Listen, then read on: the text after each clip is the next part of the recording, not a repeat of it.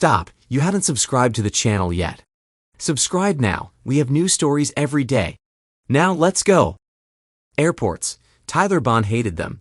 They were a necessary evil in his job, but he hated them. They harmed his marriage. They were filled with crowds of people waiting to be sent through the air to their destinations like cattle, and they would be treated like cattle. Maybe he should rethink his attitude and just accept things as they were. He was well paid to endure it. 10 years ago, he had to stand in line for check-in, then stand in line for security, and then stand in line for boarding the plane, where he'd stand in line yet again, waiting for those ahead to put away their luggage in the overhead bins as the line slowly moved toward his seat in the back. Now he didn't have to talk to anyone if he didn't want to. As an experienced traveler, he no longer checked his luggage. TSA PreCheck drastically reduced waiting times at security in most airports. His years of cross-country travel once a month, plus an additional shorter trip every month, had solidified his status with his favorite airline, so he no longer sat in the back of the plane and could board after first-class passengers. His credit card even gave him access to the lounge, which was quite pleasant here at Miami Airport. Although the experience was much better now, he still didn't like it. Today, however, in the lounge, Veronica, an attractive middle-aged woman who looked a few years younger than him, dressed in a ruffled dress with a deep neckline partially covered by a cardigan, was chatting with him about her recent travels. Near the end of the conversation, she allowed her cardigan to cover less. He was captivated. He happily and candidly shared his own stories about travel and the war, and at the end of their conversation, she handed him her business card.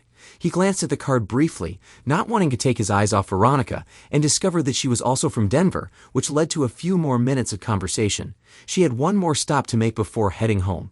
Perhaps that was for the best. After a pleasant chat, they parted ways to their respective gates. Was she flirting with him? Maybe. Possibly. He regretted not realizing it while they were talking. Decades of marriage had dulled his sense of flirting. Damn. Not that anything could or should come of it. He had been 100% faithful during his 26 years of marriage and had no intention of changing that. This was one of his cross-country trips, and despite his dislike of airports, he was in a good mood because of his conversation with Veronica and some success on his trip, which would lead to an additional bonus next quarter. He had just sat down in his more spacious economy plus seat to return home when his phone rang. He was about to switch it to airplane mode when he saw it was his wife, Rebecca. It was very early in Denver for her to be awake, let alone calling. Given the early hour, he wondered if it was important. His finger hovered over the phone to answer, but he turned it off instead. If it had been one of his kids, he would have answered, of course, but whatever his wife wanted could wait. He acknowledged that the travel that began 10 years ago, though limited, had been tough on him. But it shouldn't have caused so many arguments. He was rarely away for more than 6 nights a month, but it seemed to be too much for Rebecca. He wished his wife were more understanding. When he told her about the new position many years ago and the increased salary and bonuses, his wife practically pushed him out the door, then welcomed him, and his money, home with open arms. Now, despite his attempts to treat her to wine and dinner more often and spend more time with her, she had become distant recently. His boss told him that if he agreed to a new position that required more travel, he could earn even more money. He hadn't mentioned this offer to his wife. It wouldn't have served any good purpose. The whole situation saddened him, but he had his children who were fantastic. He loved his children. His daughter Jamie had just started pharmacy school in the fall, and his son Mike was attending summer school to get a head start on his first year of engineering, just like his father. Both parents were, as expected, proud. He missed attending their events and missed them being underfoot. He guessed Rebecca felt the same way, since she seemed sad lately. Despite their current problems, they had raised 2 exceptional children. Smart, cheerful, hardworking, selfless, with a sense of humor. Over the years, they had received many additional joys. He wanted to see them more often since the children now had their own homes nearby. He thought about downsizing their large house, but Rebecca didn't want to hear about it. In addition to her job at the hospital as one of their financial managers, she was a member of several charity boards, and the house, neighborhood, and neighbors suited her image. The slight additional upkeep of the house and yard compared to a smaller home was one of the sacrifices Tyler had to make for his wife's social standing. The flight was tedious, as it often was, or rather, he was tired from the long flight. He wasn't in the mood to watch a movie, and he had barely slept during the trip, so he decided to close his eyes for a few minutes. He was awakened by the sound of landing, surprised that he had slept through almost the entire trip. He turned his phone back on, and it looked like something had exploded. Voicemails and messages from everyone close to him. He called his daughter. "Oh my God, Dad. Thank God you called," Jamie answered, relief evident in her voice. "Jamie, you knew I was on the plane. What's going on? Everyone tried to reach me, but no one told me anything." Well, I'm not going to say anything right now. Come on my place since it's on the way home. Mike will be here too. Jamie, you can't leave me hanging like this. Are you and your brother okay? Is your mom okay? Has anyone been hurt? I'm sorry, Daddy. It's just a big mess. No one's hurt. Well, none of our loved ones. I'll explain everything when we see each other. What the hell? Tyler made it from Denver International Airport to his daughter's house near the university in record time. He knocked on the door hastily, and she was almost in tears when she opened it. He saw his son sitting solemnly in a chair. What happened, honey? Oh, Daddy, we're so sorry. It's a huge mess, Jamie said, her voice trembling. Mike spoke up. It's like a big, bizarre mess. Tell me what happened. Jamie continued, we didn't want any of this to happen. It's just like a snowball. What exactly didn't you want to happen? Well, we wanted something to happen, but not like this. Honey, you haven't told me anything yet. Just tell me. Okay. It started about a month ago when you were on your last trip to Boston. I was going to visit Mom during lunch, and as I approached, I saw a Tesla pulling into your garage, which was strange. I didn't recognize the car and didn't know who it could be. From the street, I saw that the lights were on in the house, and by the way the shadows were moving, I could tell someone was going to the garage. I called Mom on her mobile, but she didn't answer. I waited a few more minutes and called her again. When she answered, I asked if she was home, and she said she was still at work and would talk to me later. Obviously, I suspected she was lying, so I hung up and watched the house a little longer, wondering what to do. After some time, I moved my car out of sight and sneaked up to peek into the garage window. Mom's car was there, along with the Tesla. I was furious. I went back to my car, called Mike, and told him what I had seen. I wanted to know who was with Mom. Enraged, I spent the first 6 hours waiting for him to leave. Then Mike came and watched until he left at 7 a.m. The next day, Mike followed him to work in a big office building in Cherry Creek, went in a few minutes later, and asked the security guard if he knew the man who had just entered. The guard gave Mike his name, and Mike called me. We didn't know what to do. I called Mom the next morning, upset that she hadn't answered my call, and since then I've been cold towards her. During your last trip, we kept watch again, and the same thing happened, so Mike and I decided to do something about it. Mike intervened. I was there when you checked the smoke detectors a few weeks ago, and when I saw the detector in the garage, I had an idea that seemed funny at the time. I guess it's not funny anymore. We were afraid to tell you because we knew you would want to catch them in the act and probably kill the bastard, and possibly end up killing Mom too, accidentally or intentionally, and you'd end up in jail. We didn't want that. We wanted to find a way to unsettle them and embarrass them. I suggested to Jamie that we sneak into the garage around midnight and create one of those unexpected sparks that are known to happen with electric cars from time to time, just enough smoke to set off the alarm. Since the smoke detectors were in good working order, I didn't think anything would happen, except the fire department showing up. I guess that means you didn't know there was a heat detector in the garage, not a smoke detector, said Tyler. Mike had a surprised look on his face. Oh crap, that's why the alarm took so long to go off. Tyler shook his head. Jamie intervened. He thought the need for the fire department to come would be embarrassing, but that wasn't enough, so I also kind of intervened. Tyler looked stunned as he began to grasp the various implications of what his children had told him. He asked, "It looks like my marriage has gone up in flames. Is our house intact?" Jamie replied, "What? Oh yes, well, for the most part." "Oh God." Jamie continued, "I visited the house after Mom left for work both times, and each time, one of Mom's Magnum wine bottles was in the trash. I know she likes to keep the bottle chilled most of the time, so it seemed like a perfect opportunity to exacerbate their embarrassment. These days, it's very easy to buy Viagra or its equivalent online, so I ordered some. I'm studying to be a pharmacist, and with my chemistry degree, it wasn't hard to turn the pills into a liquid." Tyler interjected, "You didn't do that." "I'm afraid I did. Yesterday afternoon, I snuck into the house, checked the wine fridge, and Mom had already opened her Magnum bottle, sealed it, and put it back. Only a glass or two was missing, so I poured in my mixture, stirred it, and put it back, making sure not to leave any traces. We thought they would have to rush out of the house when the fire department arrived, and he wouldn't be able to hide, well, his size. It would expose her and her lover in front of all the neighbors." It was Mike's turn to speak. Just before midnight, I crawled through the garage window, which I had opened beforehand. It took some time, but by using the car's charging port and some tools, I was able to create an arc that made the metal around that area get hot. I don't know if his car was faulty or something, but suddenly there was a shower of sparks. I knew it would trigger the smoke alarm, or at least I thought so, and I got out of there as quickly as I could. Apparently, after I left, the battery caught fire. I think that's what happened because, before the firefighters could get there, not only his car but also Mom's car was on fire. By that time, the alarm in the house had gone crazy, and the whole neighborhood could hear it. Jamie said, "You know how Mom gets when she's upset. It's like her brain just shuts off." "That's where the story gets interesting," she added. "Even more interesting. More interesting than my wife cheating on me and my house burning down?" Tyler asked. Jamie continued, "We told you the house didn't burn down." "Oh, great. Anyway, in the few minutes I was allowed to talk to Mom this morning, she told me she jumped out of bed when she heard the alarm. She shook her lover, Eric, but he wouldn't wake up. She knew he had drunk a lot and couldn't wake him up. She thought he was dead and went into a panic.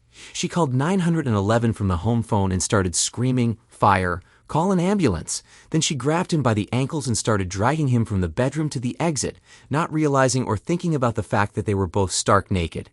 He was too heavy for her to carry down the stairs, so she kept dragging him. Again, she wasn't thinking, so he was lying face down. Remember that nail at the entrance to your bedroom that popped up enough to catch one of my socks a few months ago when I was visiting?" Jamie asked. "Well, it looks like you either didn't hammer it down or it popped back up, because guess what? Mom dragged Eric and he was heavy enough, or the nail popped up even more, and it caught him. Here's where all that Viagra he drank with the wine comes into play. Not only did the carpet nail cut his groin, but he was also hard, and the nail cut him there, as well as all along his stomach and face. Since the house was quite dark and he was unconscious, Mom didn't realize this and kept dragging him down the stairs. Bump, bump, bump, down the steps. I almost feel sorry for the guy," she added. In addition to his 3-foot scratch, which was bleeding profusely from his groin, he had carpet burns from his groin to his nose, which must have burst open when he fell off the bottom step onto the tile floor in the kitchen. Wham! I'm sure being dragged across the tiles to the front door wasn't very pleasant either, especially when his head bounced over the threshold, hit the concrete porch, and rolled down the steps to the sidewalk. Bump, bump, wham. It looks like he has road rash and a terrible wound on his face." Tyler didn't feel too bad about it somehow. Mike took over the story. The home alarm must have woken up the other neighbors because it seems there were quite a few spectators when Mom dragged her lover, both of them stark naked, out the front door in full view of everyone. Timothy from across the street even recorded the scene on his phone and sent it to me. "Here, take a look." Tyler couldn't believe what he was seeing. On Mike's phone was a video of Rebecca, naked, backing out of the front of the house, and sure enough, Eric's head was bouncing off the concrete as he was dragged down the steps by Rebecca. Either her adrenaline was through the roof, or she was stronger than he had thought. The ambulance and fire department arrived right after that. He watched as the crews rushed into the house to open the garage door and started spraying everything in and around the garage with hoses. The paramedics approached his naked wife with an emergency blanket to cover her and then turned Eric over. His bleeding tool was still hard and swinging for all to see.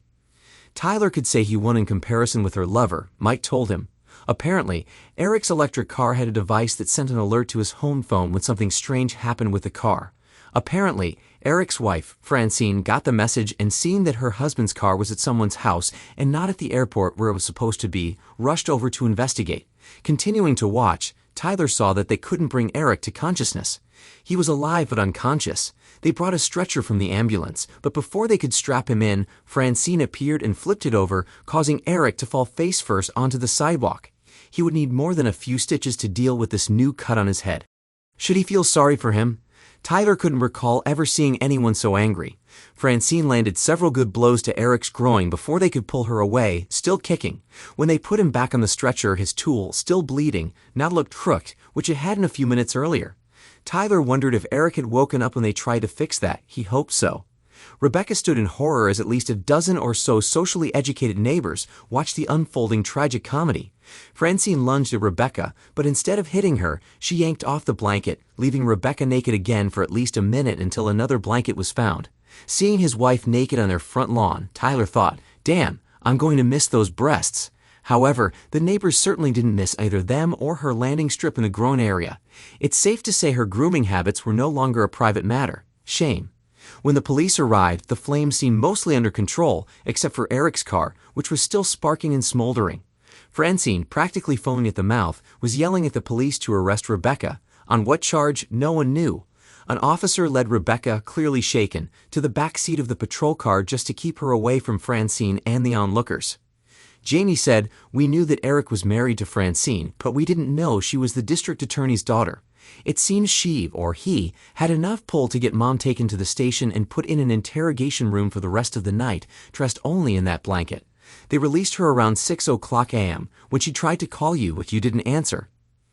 And some people say that God isn't merciful, Tyler thought.